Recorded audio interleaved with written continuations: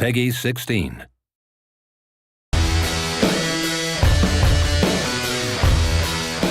In the next 48 hours, game developer Monolith and parent company Warner Bros. Interactive Entertainment hope to gain new insight into a top-secret, unannounced console-based MOBA game that is entering the final stages of development.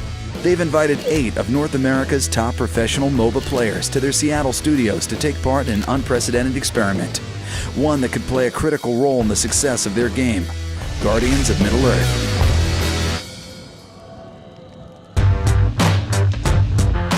We're really excited to show you the game today. We've been working on this for a while now and been holding back, so you're kind of the first public to be able to see it who are actual hardcore gamers or MOBA players. So we're really excited about that. Before the developers can start collecting feedback, they need to get the pro players up to speed on the game's mechanics and key systems. A couple things we wanted to do was make the matches faster.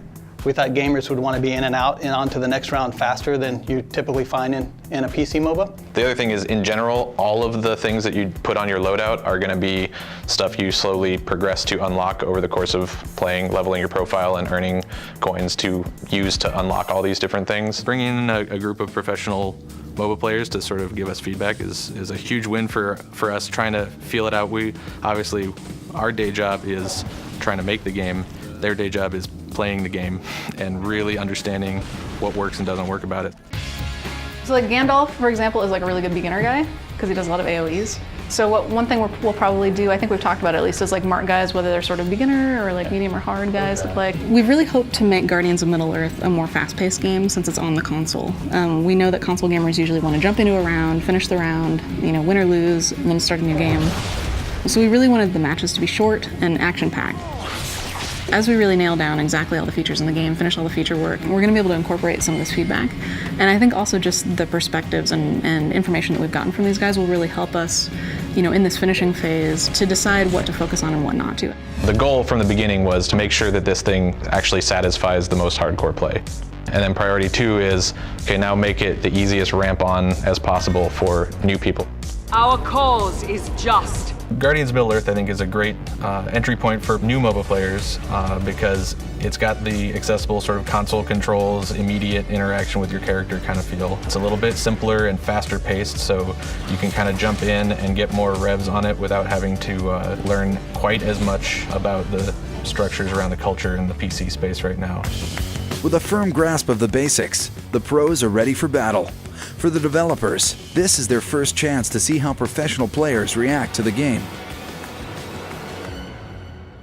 Right bumper, right there, what does that mean? So you leveled up, so hold it down. I was never going straight for professional gaming. When I started, it was just a passion. I really liked playing competitively, and I just liked trying to win.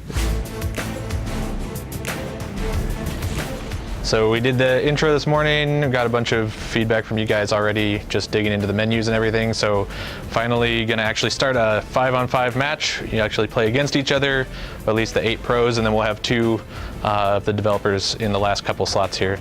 So now you have 1 minute to do your loadouts if you haven't already set them up. But right now they're trying to defend, their tower is actually being pushed a little already. But they have 2 Guardians in the bottom lane trying to push back. He's about to kill Legolas. He did. He finished Legolas. The biggest surprise of the day so far is how quick they adapt to the controls. Soren's fun because he has like a dash that also stealths him, so you can dash behind enemy lines and stealth and then knock guys back into your tower, which is really awesome. It's been fun to really pick out those things that I think that fans of the lore are going to recognize, but also I think gamers will recognize how much depth there is behind each of these characters. The developers are working towards a balanced game where no one player has a distinct advantage and matches end around a sweet spot of 15 minutes. But the players are finding that not all Guardians are created equal, and matches last twice as long as expected. Oh, now you're gonna prolong it because you're actually gonna kill all of them, huh? Oh my God. That was close. Oh that was my close. God, I think I just 1v5'd them and then killed everybody. I started playing games, well, I wouldn't say professionally, but I started playing games a lot as an escape from reality, I guess, and now it is the reality, so I'm quite happy with that. In the last half hour here playing this, how does it feel for just picking it up? And it's pretty easy picking it up. I mean, I think it takes about 5 minutes to figure out what the skill does, and really you just give it a little bit of thought. You get a really general sense of how the character should be played. I think the biggest struggle for me was like trying to figure out how to use my ultimate as a melee squishy DPS that also has a melee ultimate, where I'm like, oh man, it's AoE, I want to hit as many people as, oh, I'm dead. It was fun though. Like, if I actually got into range of 5 people and they didn't instantly kill me, then I could deal damage. As the clock winds down on day 1, players meet with the developers to discuss the matches and their recommendations for making the game more balanced and fun to play. It feels like a little too snowbally.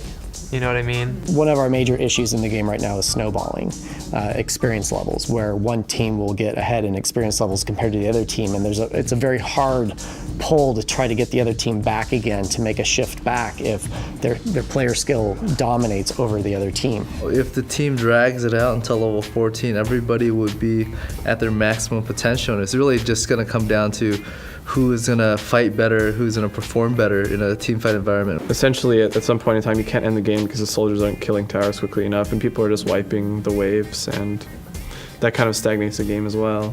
While the players are treated to a team dinner, a dedicated group of developers stays behind to work into the night, implementing the players' suggestions. The team at Monolith only has one chance to impress the pro gamers with a fast turnaround. As the game's delivery deadline looms, the players will have one more day to play Guardians of Middle-earth, test the changes, and offer a final assessment. Coming up in Part 2. Right now we got the guys back in this morning. Last night they gave us some good feedback. We made some changes. They're playing a new build now. I look forward to seeing the differences in what you find just overall in the game.